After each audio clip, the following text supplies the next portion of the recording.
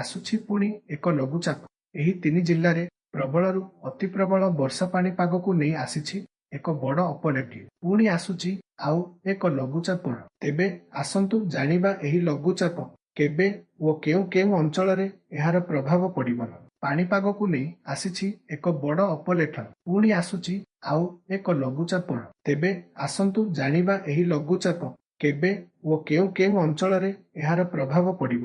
ଉତ୍ତର ବିହାରର ମଧ୍ୟ ଭାଗରୁ ଝାଡ଼ଖଣ୍ଡ ଦେଇ ଓଡ଼ିଶା ପର୍ଯ୍ୟନ୍ତ ଏକ ଟ୍ରଫ୍ ଲାଇନ୍ ରହିଛି।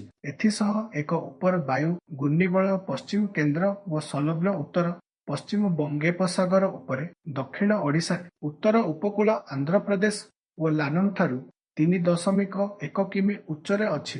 ମୌସୁମୀ ଟ୍ରଫ୍ ଲାଇନ୍ ବର୍ତ୍ତମାନ ପଶ୍ଚିମ ରାଜସ୍ଥାନ ଓ ସଂଲଗ୍ନ ପାକିସ୍ତାନରେ ଚୁରୁ, ଆୟାନଗଡ଼, ଶାହଜାହାନପୁର, ଲକ୍ଷ୍ନୌ, ପାଟନାର ବାଙ୍କୁରାରେ, ଦୀଘା ଓ ସେଠାରୁ ପୂର୍ବ ଦିଗରେ ଉତ୍ତର ପୂର୍ବ ବଙ୍ଗୋପସାଗର ଉପରେ ଚିହ୍ନିତ ନିମ୍ନ ଚାପ କ୍ଷେତ୍ରର କେନ୍ଦ୍ର ଦେଇ ଗତି କରୁଛି। ପ୍ରଭାବରେ ଆସନ୍ତା 5 ଦିନ ପର୍ଯ୍ୟନ୍ତ ରାଜ୍ୟର ବିଭିନ୍ନ ସ୍ଥାନରେ ପ୍ରବଳରୁ ଅତି ପ୍ରବଳ ବର୍ଷା ହେବାରେ ବୋଲି ଆଞ୍ଚଳିକ ପାଣିପାଗ କରାଯାଏ। ଜୁଲାଇ 24 ତାରିଖ ବେଳକୁ ଉତ୍ତର ବଙ୍ଗୋପସାଗରରେ ଏକ ଲଘୁଚାପ କ୍ଷେତ୍ର ସୃଷ୍ଟି ହେବାର ସମ୍ଭାବନା ରହିଛି।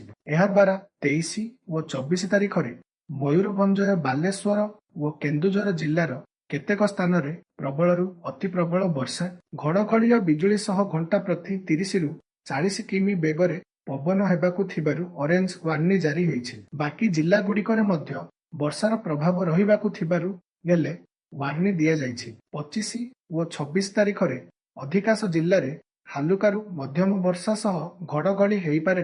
24 ତାରିଖରେ ଓଡ଼ିଶା ଉପକୂଳର ପଶ୍ଚିମବଙ୍ଗ ଓ ବାଂଲାଦେଶ ଉପକୂଳ ଏବଂ ସଂଲଗ୍ନ ଅଞ୍ଚଳରେ 35ରୁ 45 କିମି ବେଗରେ, ସ୍ଥଳ ବିଶେଷରେ ପବନର ବେଗ 55 କିମି ଛୁଇଁପାରେ, ଯାହାଦ୍ୱାରା ସମୁଦ୍ର ଅଶାନ୍ତ ରହିବାକୁ ଥିବାରୁ 24 ତାରିଖରେ ମତ୍ସ୍ୟଜୀବୀମାନଙ୍କୁ ସମୁଦ୍ର ଭିତରକୁ ନ ଯିବାକୁ ପରାମର୍ଶ ଦିଆଯାଇଛି। ଗତ 24 ଘଣ୍ଟାରେ ବରଗଡ଼ ଜିଲ୍ଲା ଅତାବିରାରେ 10 ସେମି, ନବରଙ୍ଗପୁରର ଝରିଗାଡ଼, ଅନୁଗୁଳର ଛେଣ୍ଡିପଦାର ଜଗତସିଂହପୁର, ଆଳିପିଙ୍ଗଳରେ 9 ସେମି ବର୍ଷା ହୋଇଛି।